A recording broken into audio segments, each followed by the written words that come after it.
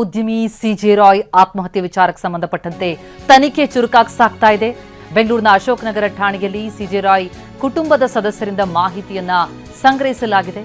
ಆತ್ಮಹತ್ಯೆ ಬಗ್ಗೆ ಕುಟುಂಬ ಸದಸ್ಯರ ಹೇಳಿಕೆಯನ್ನ ಕೂಡ ದಾಖಲಿಸಿಕೊಳ್ಳಲಾಯಿತು. ಘಟನೆ ಸಂಬಂಧ ಡಿಸಿಪಿ ಅಕ್ಷಯ್ ಮಾಹಿತಿಯನ್ನು ಪಡಿತಾ ಇದ್ದಾರೆ. ಅಶೋಕ್ ನಗರ ಠಾಣೆ ಪೊಲೀಸರು ತನಿಖೆಯನ್ನು ಮುಂದುವರೆಸಿದ್ದಾರೆ. ತಮ್ಮ ಕಚೇರಿಯಲ್ಲೇ ಕ್ಯಾಬಿನ್ನಲ್ಲಿ ಈ ರೀತಿ ಗುಂಡು ಹಾರಿಸಿಕೊಂಡು ಆತ್ಮಹತ್ಯೆ ಮಾಡಿಕೊಂಡಿದ್ದು ಯಾಕೆ? ಕುಟುಂಬಸ್ಥರ ಜೊತೆ ಏನಾದರೂ ಹಂಚಿಕೊಂಡಿದ್ರ?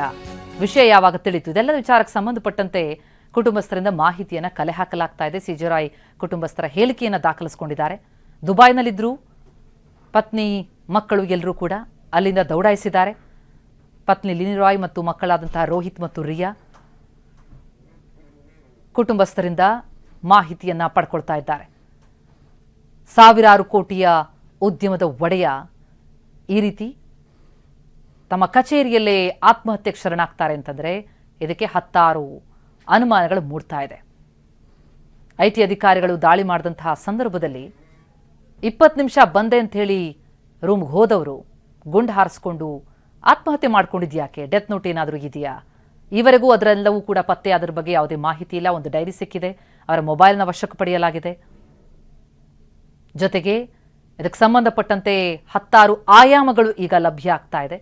ಕುಲಂಕುಷವಾದಂತಹ ತನಿಖೆ, FSLದ ತಜ್ಞರ ತಂಡ ಅಲ್ಲಿದ್ದಂತಹ ಸಂಪೂರ್ಣವಾದಂತಹ ಜಾಲಿಸಿ ಅಲ್ಲಿ ಎಲ್ಲ ವಿಚಾರಗಳನ್ನು, ವಸ್ತುಗಳನ್ನು ಕೂಡ ಸಂಗ್ರಹ ಮಾಡಿ ಪರಿಶೀಲನೆ ನಡೆಸ್ತಾ ಇದೆ. ಮೊಬೈಲ್ ಕೂಡ ಈಗ FSL ತಂಡ ಪರಿಶೀಲನೆ ನಡೆಸ್ತಾ ಇರುವಂಥದ್ದು. ಕೊನೆಯದಾಗಿ ಯಾರಿಗೆ ಕರೆ ಮಾಡಿದ್ರು, ಏನು ಮಾತುಕತೆ ನಡೀತು, ಆ 20 ನಿಮಿಷದಲ್ಲಿ ಆದದ್ದೇನು? ಗೃಹ ಸಚಿವರು ಹೇಳ್ತಾ ಇದ್ರು 20 ನಿಮಿಷ ಆಗಿತ್ತು ರೂಮ್ ಒಳಗೆ ಹೋಗಿ, ನಂತರ ಗುಂಡಿನ ಸದ್ದು ಕೇಳಿದೆ, ಬಾಗಿಲು ಹೊಡೆದು ನೋಡಿದ್ರೆ ಗುಂಡು ಹಾರಿಸ್ಕೊಂಡು ಆತ್ಮಹತ್ಯೆ ಮಾಡ್ಕೊಂಡಿತ್ತು ಅಂತ. ಕಳೆದ 1 ಗಂಟೆಯಿಂದ ಪೊಲೀಸರು ವಿಚಾರಣೆ ನಡೆಸ್ತಾ ಇದ್ದಾರೆ. ಜಂಟಿ ಪೊಲೀಸ್ ಆಯುಕ್ತ ವಂಶೀಕೃಷ್ಣ ಅವರಿಂದ ವಿಚಾರಣೆ, ಕೇಂದ್ರ ವಿಭಾಗದ ಡಿಸಿಪಿ ಅಕ್ಷಯ್ ನೇತೃತ್ವದಲ್ಲಿ ವಿಚಾರಣೆಯಾಗ್ತಾ ಇದೆ. ಖುದ್ದು ಠಾಣೆಯಲ್ಲಿದ್ದು ಮಾಹಿತಿಯನ್ನು ಪಡಿತಾ ಇದ್ದಾರೆ ವಂಶೀಕೃಷ್ಣ. ರಾಯ್ ಸಹೋದರ ಬಾಬು ಮತ್ತು ಮಗನನ್ನ ತೀವ್ರ ವಿಚಾರಣೆ ನಡೆಸಲಾಗ್ತಾ ಇದೆ. ಈಗಾಗಲೇ ಸಿಜೆ ರಾಯ್ ಅವರ ಸಹೋದರ ಸಿಜೆ ಬಾಬು ಆರೋಪಿಸಿದ್ರು, ಐಟಿ ಅಧಿಕಾರಿಗಳ ಒತ್ತಡ ಸಿಜೆ ರಾಯ್ಗಿತ್ತು.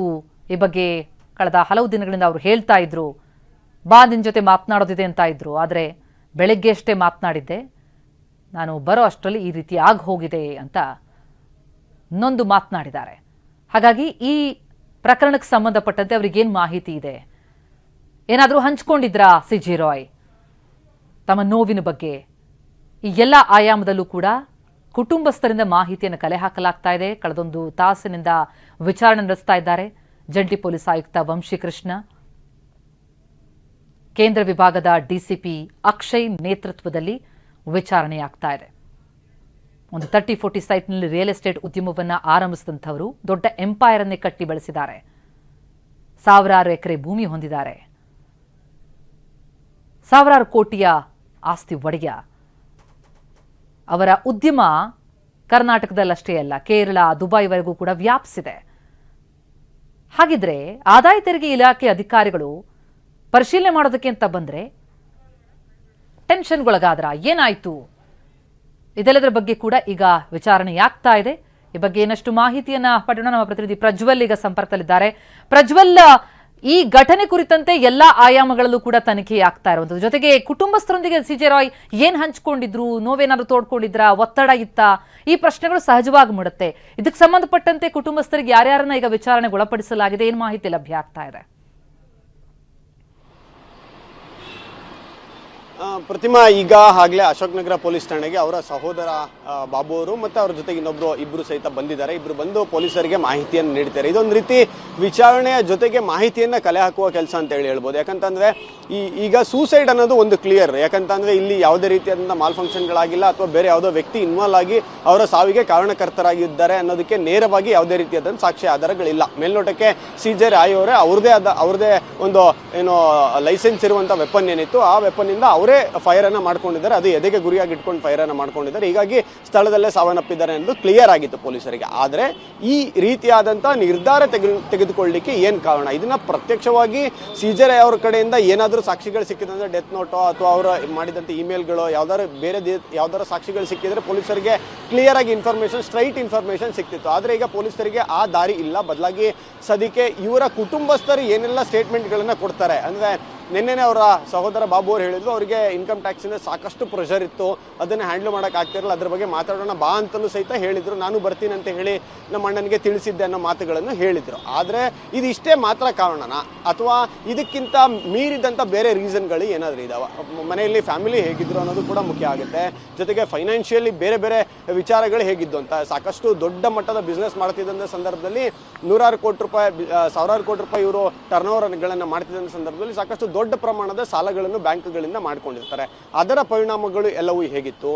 ಮತ್ತು ಈ ಇನ್ಕಮ್ ಟ್ಯಾಕ್ಸ್ ಕಳೆದ ಡಿಸೆಂಬರ್ನಿಂದ ನಡೀತಾ ಇದೆ, ಅಲ್ಲಿಂದ ಇಲ್ಲಿ ತನಕ ಕಂಟಿನ್ಯೂಟಿ ಯಾಕೆ ಆಯಿತು? ಕಂಟಿನ್ಯೂಟಿ ಆಗ್ತಿದ್ದಂಥ ಸಂದರ್ಭದಲ್ಲಿ ಇವ್ರನ್ನ ಯಾವ ರೀತಿಯಾಗಿ ಅಧಿಕಾರಿಗಳು ನಡೆಸ್ಕೊಳ್ತಿದ್ರು ಮತ್ತು ಇವರಿಗೆ ಏನೆಲ್ಲ ಅವಕಾಶಗಳಿತ್ತು, ಇದೆಲ್ಲದರ ಬಗ್ಗೆ ಪೊಲೀಸರಿಗೆ ಇದುವರೆಗೆ ಇನ್ಫಾರ್ಮೇಷನ್ ಇರಲಿಲ್ಲ. ಈಗ ಅವರ ಕುಟುಂಬದವ್ರ ಕಡೆಯಿಂದ, ಅವರ ವಕೀಲರ ಕಡೆಯಿಂದ ಮತ್ತು ಅವರ ಕಚೇರಿಯ ಸಿಬ್ಬಂದಿಯವರ ಕಡೆಯಿಂದ, ಎಲ್ಲರ ಕಡೆಯಿಂದ ಒಂದಷ್ಟು ಸ್ಟೇಟ್ಮೆಂಟ್ಗಳನ್ನು ಮತ್ತು ಹೇಳಿಕೆಗಳನ್ನು ದಾಖಲು ಮಾಡ್ಕೊಳ್ಳುವಂಥ ಒಂದು ಪ್ರೈಮರಿ ಕೆಲಸವನ್ನು ಪೊಲೀಸ್ ಅಧಿಕಾರಿಗಳು ಮಾಡ್ತಿದ್ದಾರೆ.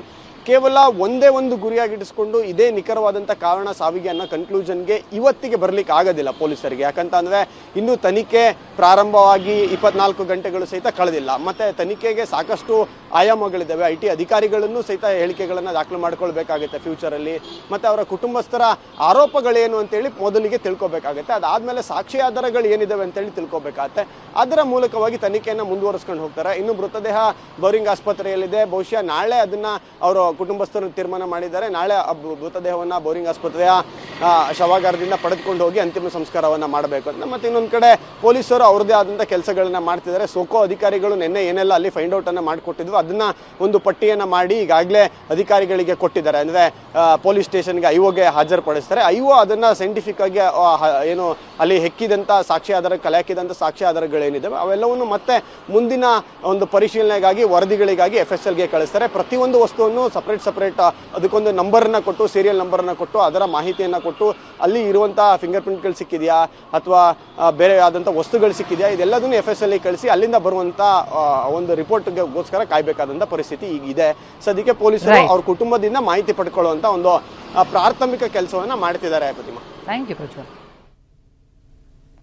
ಎಸ್, ಈಗಾಗಲೇ CG ರಾಯ್ ಅವರ ಸಹೋದರ ಮಾತನಾಡ್ತಾ ಹೇಳ್ತಾ ಇದ್ರು, ಅವರ ಹೇಳಿಕೆಯ ಪ್ರಕಾರ IT ಅಧಿಕಾರಿಗಳ ಒತ್ತಡ ಇತ್ತ ಹಾಗಿದೆ.